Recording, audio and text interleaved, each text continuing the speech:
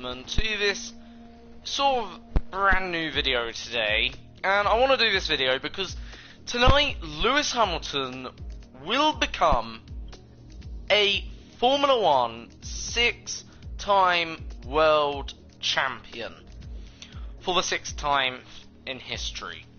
And, you know, I think now it's more than fair to say and ask the genuine question, where does Lewis Hamilton fit in, as of today, amongst the all-time greats?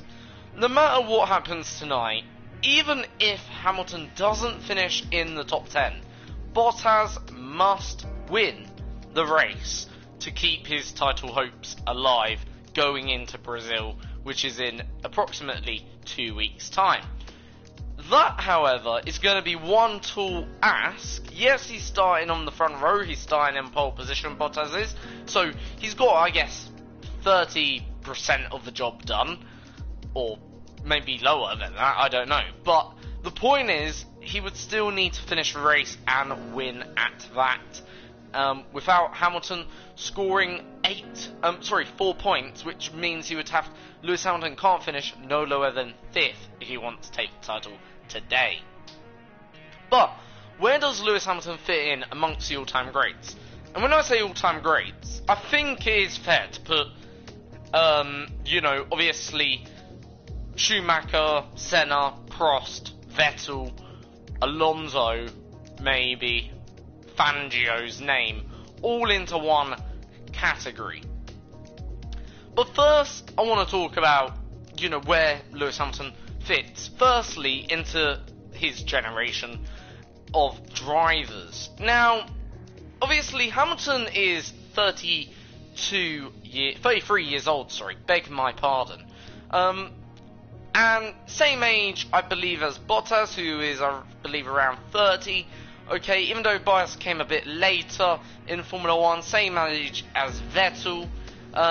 Certainly the same age as Ricciardo and Hülkenberg. Again, these two drivers did come slightly later into Formula 1. Same age as Grosjean, again, a little bit later into Formula 1. I believe 2009 was his first Formula 1 season debut.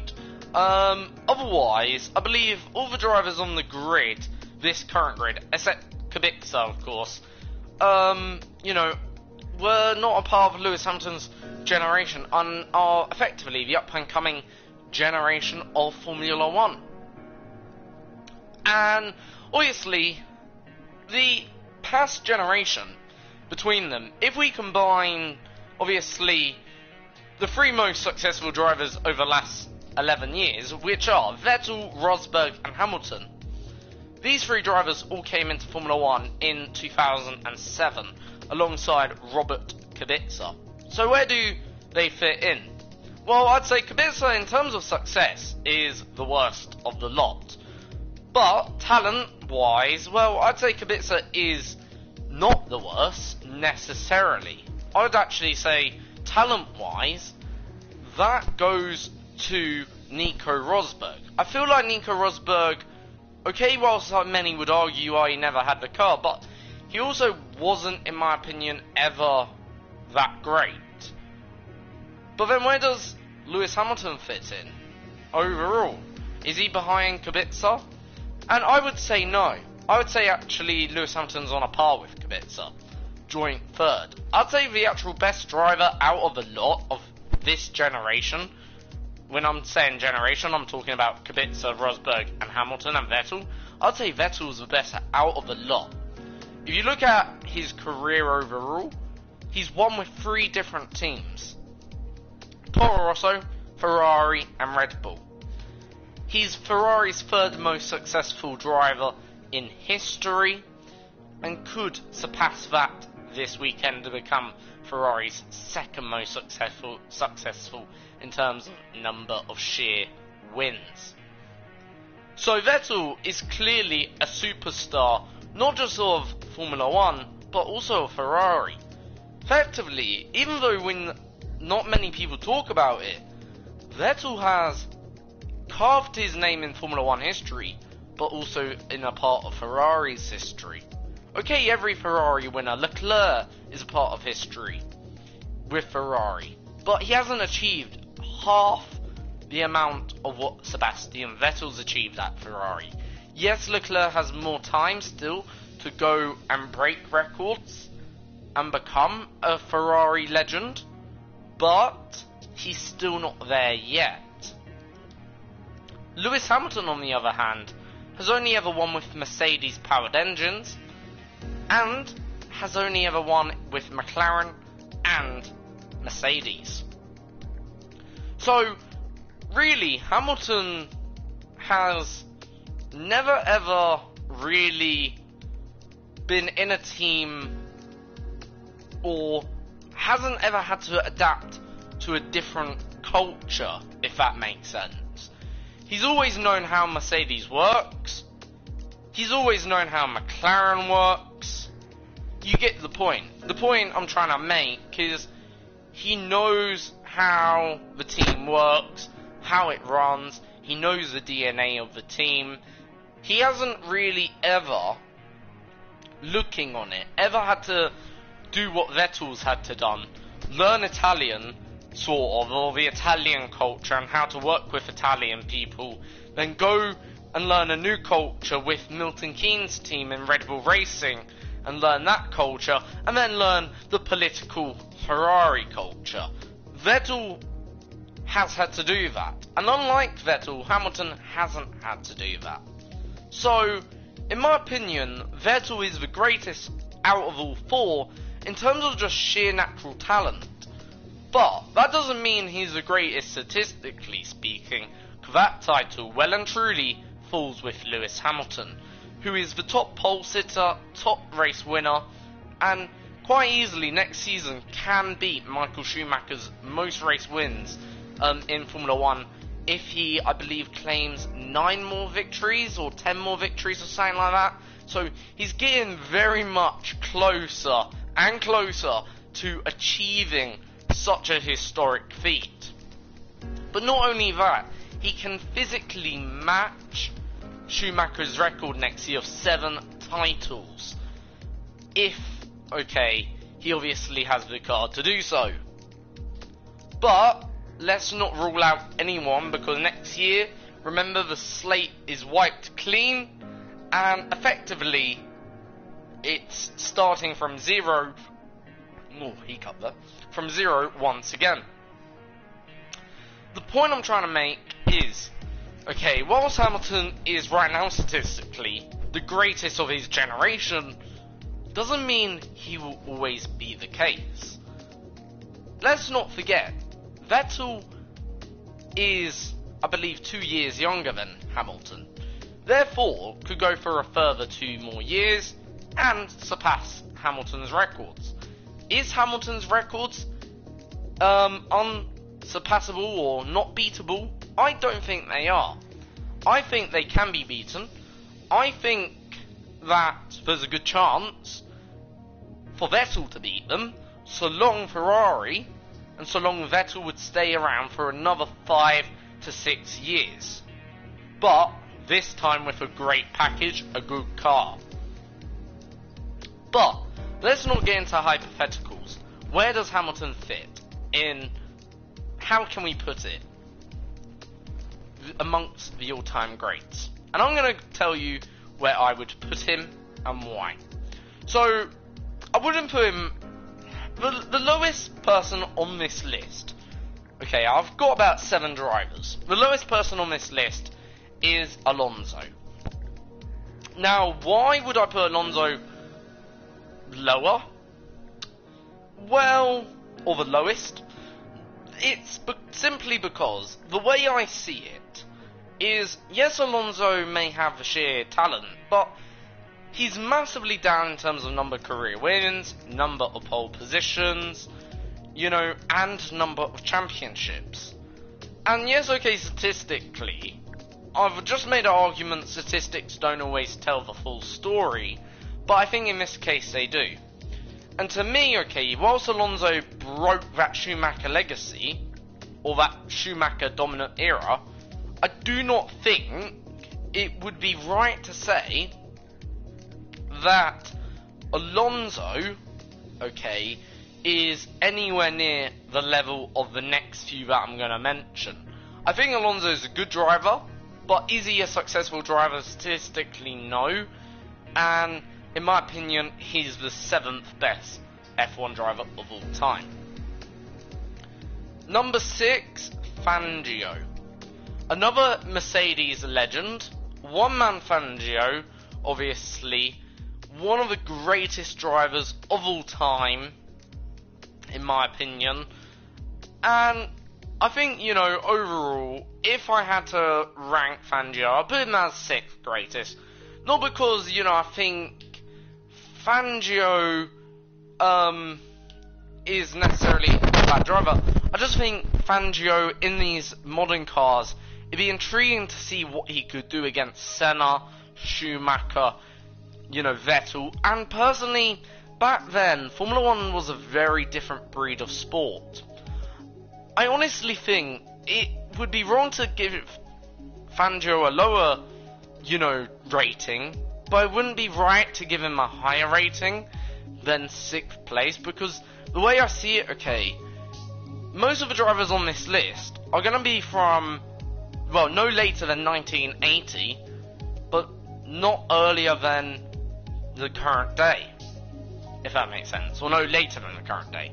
So no earlier than 1980, no later than the current day.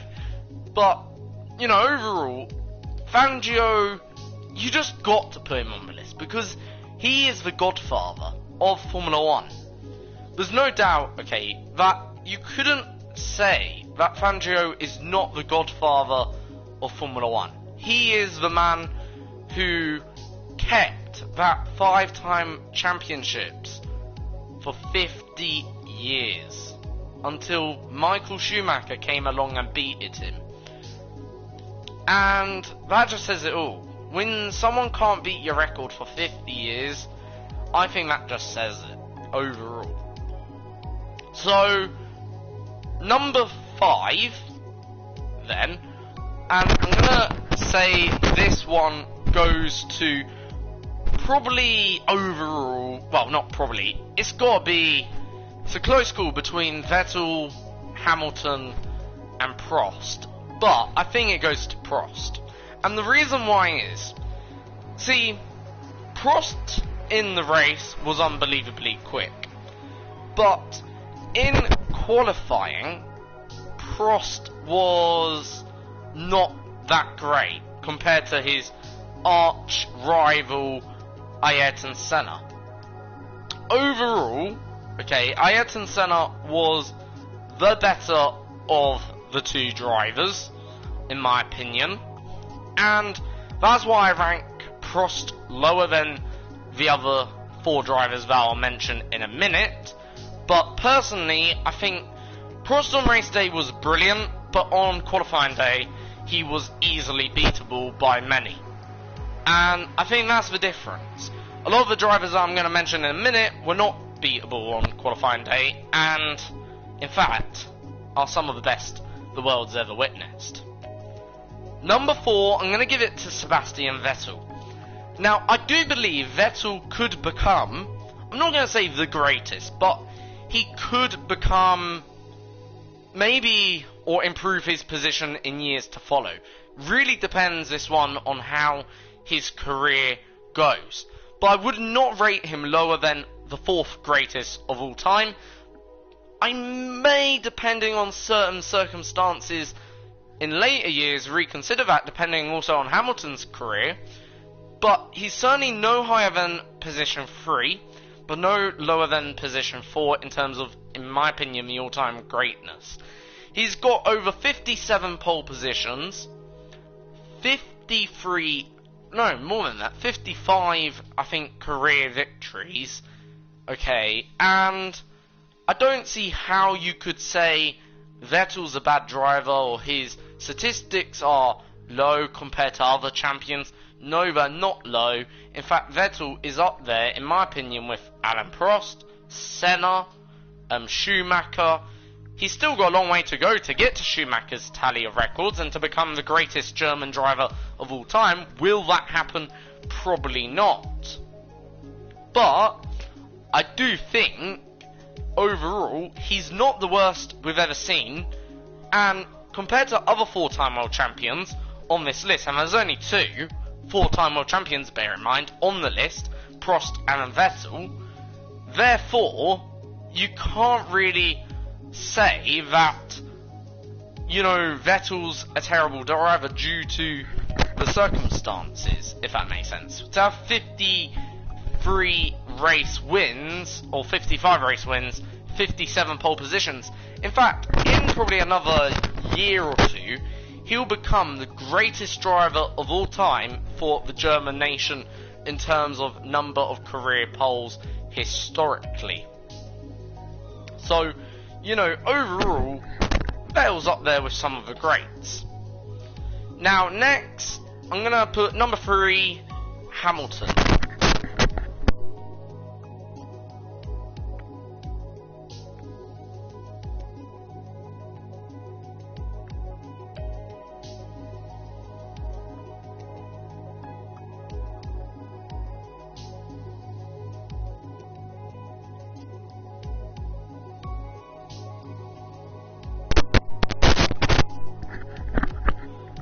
About that, my headset came out, my speakerphone. Anyway, so as I was saying, number 3, okay, Lewis Hamilton. Okay, now Lewis Hamilton, whilst he will become a 6-time world champion, undoubtedly tonight, okay, and I really do admire that, but there are still a lot of questions for me that are unanswered about Lewis Hamilton. Not as in who he is, or where he's going. In fact, I like who he is, I like where he's going, I like his personality. In fact, I think a lot of people should like that. But, when I say a lot of unanswered questions, can he win in a car with the very best? And what I mean by this, okay, is if we look at Hamilton, he's never ever won in a car with the very best. Was Rosberg ever the best driver we've ever seen? No. Yet Rosberg was able to beat Lewis Hamilton. How about Jenson Button? Was Jenson Button the greatest driver we've ever seen? No, he wasn't. Yet Button was able to beat Hamilton. And was Alonso the greatest driver we've ever seen? No, he wasn't. Yet, Alonso was able to match Lewis Hamilton. Lewis Hamilton, for me, has never ever faced competition, maybe such as what other drivers in Formula 1 history have. And for me, okay, you could counter my argument a minute ago saying, why would I then rate Vettel so highly, nor has he? But Vettel actually was never beaten by any of his teammates who was, let's say, average or worse than him. Like Daniel Ricciardo, I think we all knew he had the pace. Plus Vettel during 2014 had a series of reliability car issues that hindered his progress that season. This year, Vettel hasn't been beaten by Leclerc. There's only 6 points difference between Leclerc and Vettel. So, Vettel can still finish ahead of his teammate, yet Vettel's only won 1 Grand Prix compared to Leclerc, who could have won 4 by now. And that really says it all. If Vettel is able to keep up the pace with Leclerc, who is younger, meant to be quicker, to a degree, then why is Vettel able to go with Leclerc? Team orders, say what you like. I don't agree with that. But Hamilton has, in my opinion, never been truly tested. His first world championship in 2008, was Lewis Hamilton ever going to be beaten by Heikki Kovalainen? Be honest with yourself. No, he wasn't. Okay, he had strong competition in Felipe Massa, but Felipe Massa was a good driver, yes. Was he Schumacher? No. Was he Alonso? No. And that's the difference. And he almost lost that championship in 2008. It was only the last corner. Is that Glock going slowly? Yes, it is. Or yes, it was. And in fact, Vettel overtook Hamilton during that race. And for me, that says it all. And Vettel was in a Toro Rosso at the time. Go back and watch the 2008 Brazilian Grand Prix, and you'll see exactly what I mean. Vettel was in a Toro Rosso, Hamilton in a McLaren, yet Vettel is able to overtake you and keep on your tail for, I don't know, 80 to 90% of the race, which is incredible, quite frankly, in my opinion. Overall, whilst Hamilton is a very, very good driver, is he the greatest of all time? Skill-wise, no. If you put Hamilton behind, or in a difficult situation, Hamilton doesn't know how to dig himself out. You put Vettel behind, in a difficult situation, I do believe he does. And there's examples of this. 2012 Brazil, 2012 Abu Dhabi. You know, they're just two examples, and the list goes on, in fact, with Vettel. Okay, maybe Vettel gets in more of these, let's say, tricky situations, maybe more than Hamilton, but that doesn't mean that when he does, he's not able to dig himself out of them sticky situations. Even as of late, there was talk about Vettel losing his number one. He's just dismissed that, in my opinion now. And in my opinion now, he's now clear number one, and once again at Ferrari due to results as of late. And so it should be the case, in my opinion right now. And that's my point. Hamilton has never ever, you know, been able to dig himself out of a situation. When he's in a situation, whether it's tyres or whatever, he's just not able to dig out that extra 10% and resurge himself back into the fight. So that's why I put him at number 3, lower down. But then who's at number 2 and number 1? Well, number 2 is Ayrton Senna. Ayrton Senna, say what you want, I think he was the greatest no matter what in the wet conditions. Vettel 2008, brilliant, but not as good as 1993 Donington. Or 1984 Monaco, or 85 Estoril. The point is, there's so many great wet driving performances from Senna. I just couldn't ever dismiss them facts. It's like when you saw Senna in the wet. Muhammad Ali, or Dali, or whatever his name is. I know who, you know that boxer who says, float like a butterfly, sting like a bee. That is how Senna was in the wet. Literally, he would sting like a float like a butterfly, and sting like a bee. And that is literally how Senna was in the wet. And some of his seasons were phenomenal. Like, you know, absolutely phenomenal. And in my opinion, is undoubtedly, even though he died younger than expected, if you know what I mean, he was tragically lost in a crash, I do think he was the greatest Brazilian driver we've ever witnessed. And in my opinion, yes, okay, statistically is a lot less than some of the others I've just mentioned, Alain Prost, Vettel, Hamilton, but even to this day, he got his touch on Formula 1, and that is what's impressive. People, even who don't know him, who never even watched him, says Ayrton Senna. It's the name that comes into most people's heads. But there's one more name that comes into people's heads more, and that's Schumacher, of course. In my opinion, Schumacher did what he needed to do, and he did more than what he needed to do. He set a new standard for Formula 1 drivers. He broke record after record. He rewrote the record book.